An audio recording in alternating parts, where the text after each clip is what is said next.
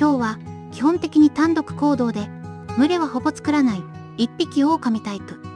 猫科なのに、獲物を水中に引きずり込んだり、川を渡っても水を嫌がらない。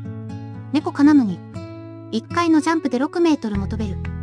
縦の跳躍も3メートル以上。さすが猫科。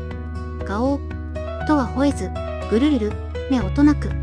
猫科、夜行性でステルス能力が高く、一度狙った獲物は超忍耐強く、じーっと見つめながらこっそり近づいていく。最強のストーカー。サバンナ、ジャングル、高山地帯まで、どんな環境でも生きていける。なんなら人のいる都会にも住める適応力の高さ。